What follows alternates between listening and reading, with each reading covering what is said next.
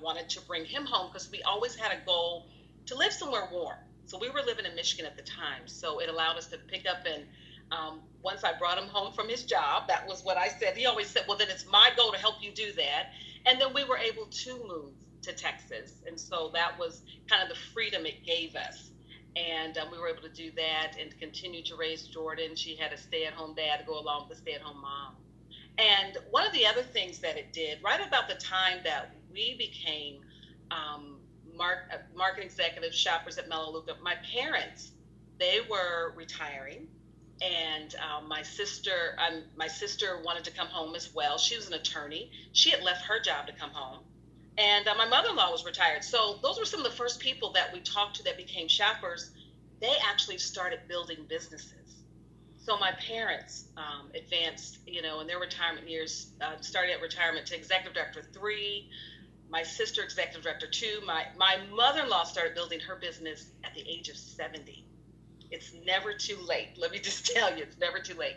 And so she became senior director 3 and just incorporating family. And I look at that piece of it with family, and sometimes I throw another taller sister, Shelly, in there as family too. But when I look at everybody that, just those 4 or 5 businesses, we've made over $4 million.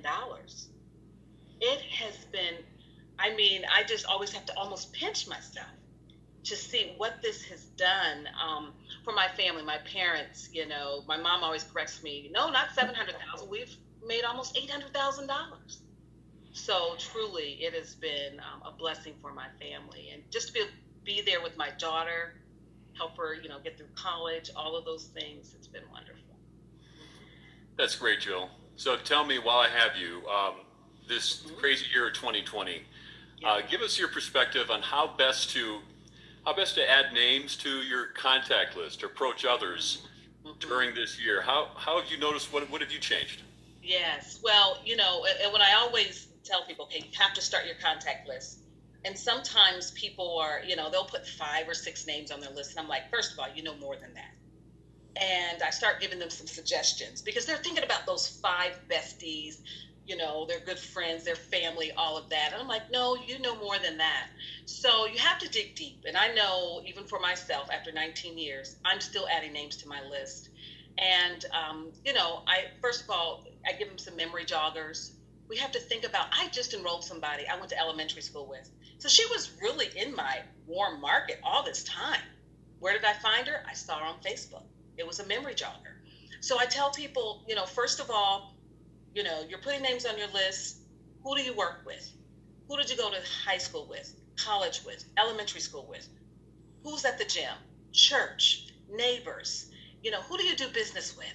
They should be doing business with you. Why not? And so we have to keep going through. And then, yes, you're going to go through your phone. And I'm putting names, as Krista said, I'm not just using my phone. I have a contact list as well. I have a system. I have a binder of names.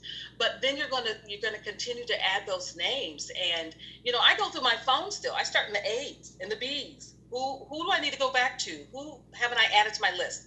And then social media.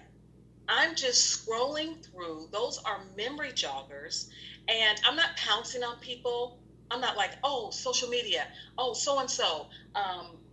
Can I call you? No, it's just memory joggers. I might just reach out, and it's about relationships. Haven't talked to you in a while. Oh, it's good to see you. And then that name's on my list. So that's what I would strongly suggest. There are people everywhere. Yes. Okay. Good advice. January 2nd. Do you know what's coming up on January 2nd? I'm putting you on the spot. What's going on? Let's see. It's the day after New Year's, but I think it is launch. All right. Yeah. So January launch. Why? You've been to a few launches before, I believe, in your history. Why is launch a must-attend event, in your own words? Well, it is. I always say this: there is nothing like a new day, a new week, a new month, nothing like a new year. So January launch, I've always loved launch because it's like the jump start of your new year for your business, for everything. And yes, we can all use a new year, right? We're all waiting for 2021 to see if it can pan out to be a little different. So we all have a lot of hopes on that. So launch, I think, Greg and I have probably been to 30 plus launches because we used to do 2 a year. Now we do 1 a year. And I was just thinking about this, and you're getting ready to hear from this young lady, our new corporate director too, Ashley. We hosted last year together, and it was so much fun being there together, right? And that's what I love about Melaleuca. And someone mentioned earlier, it's like family. Susan said, these are our relatives, and I'm going to miss being there. I'm going to miss seeing Ashley in person, but we have launch. It's going to be virtual. And then I started thinking, virtual launch, we can have anyone on this launch, just like convention. So this is like maybe even a little better from that, perspective. Customers that are maybe thinking they want to build, we can bring them on. Everybody can do it from their home. No one has to drive to the venue.